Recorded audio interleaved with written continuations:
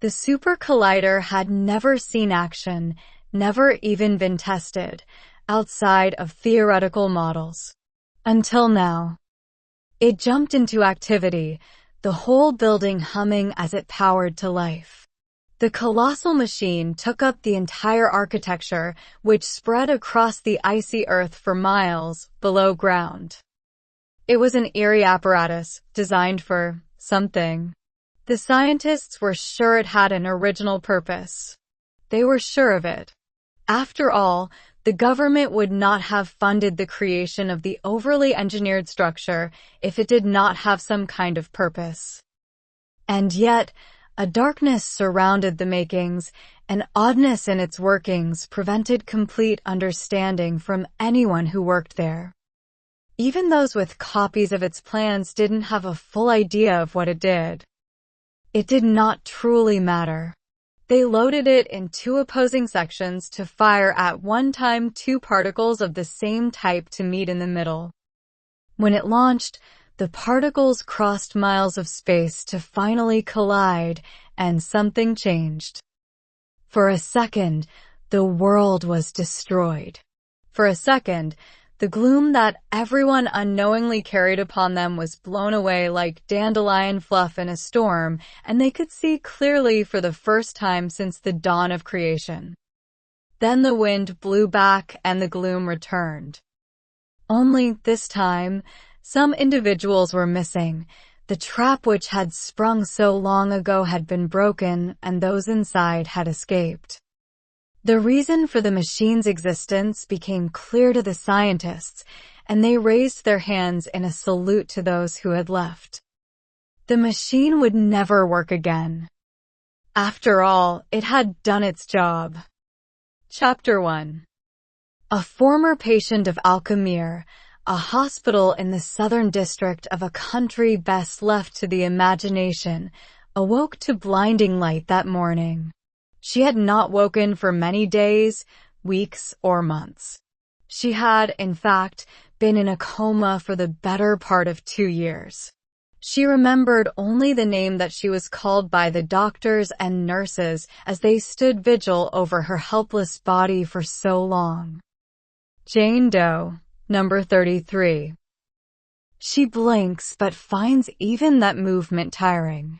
When she moves to shield her eyes from the sunlight overhead, she is too weak to bring her arms up more than an inch. Anger at her own helplessness fuels the slow but menacing rock back and forth as she tries to collect herself. It does not work, and she lies there in the brilliant darkness of sunblindness as she wriggles and writhes like a worm in the dust. That night she collects rainwater in her mouth, drinking the sweet coolness in the combative heat that still infects the atmosphere of wherever she is. After much rest, she wakes again to brilliant light, but this time sees leaves and berries above her, also spiders and caterpillars, inchworms and aphids, even bees drone lazily by her head. She shrieks, amused to raw nature of such density, and a spider falls into her open mouth at once. She bites it before it can bite her, and that is the end of her recognition of day 2. The third day she can bring her hands to her mouth and partake in the berries above her. Trying hard not to think of the spider which had spun a web so gracefully over her mouth that night, she works even harder to get up on this day than she has any day before. The call to nature is strong indeed. On the 4th day, she is able to sit up and even rise to her feet for a couple steps, walking like a newborn fawn, shaky legs and all. She walks, rising and falling, working to get to a destination she knows not. Only that she cannot stay where she is. She eats as she goes, foraging the wild berries that grow so abundantly here, but also being slow and watchful of any poisonous plants. Over the course of a few hours, she finds herself upon a dirt road. She thinks herself lucky for being so near it originally and simply moves on with her day as she walks along the side of the road where the earth is a bit softer. Calling it a road may even, at times, be a bit too generous to the trail that leads through the forest. She follows it anyway, not knowing what else to do. It is easy to sleep in the open when the air is this hot with what she hopes is a summer heat. She knows that the weather may change and may even do so soon. She hopes that she will make it to help before a wild animal or anything else finds her.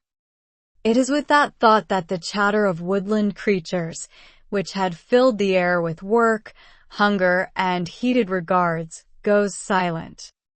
She notices when it happens. She does not run, knows that she would not last long if she were to do so. She looks around her to see if she can find a heavy stick. There are many to choose from, but she picks out one that is long and straight. She hears it when the creature, whatever it is, makes the rapid decision to pounce on her turned back. Flipping the stick so the wider side is pointed at the ground, she simply moves to the side and let whatever animal skewer itself upon her chosen weapon, only staying near to hold the stick in place. It would have worked had the creature attacking been an animal from her world. Unfortunately for her, this is not one such creature. It dodges the trap and goes in for the kill. Hunt, food, children, hungry, it thinks, and she rears back from the force of the thoughts that assault her. Luckily, just as she would have needed to dodge. It bends from the force of the strike it had tried to land on her throat, and for the first time she manages to see the creature clearly. It is a hideous and gargantuan wolf-like thing. It stands on two legs like a man, but is hunched and deformed.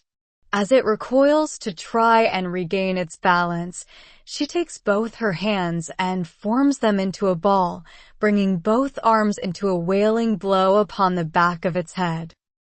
When it tips forward, she brings her knee into its nose and breaks it.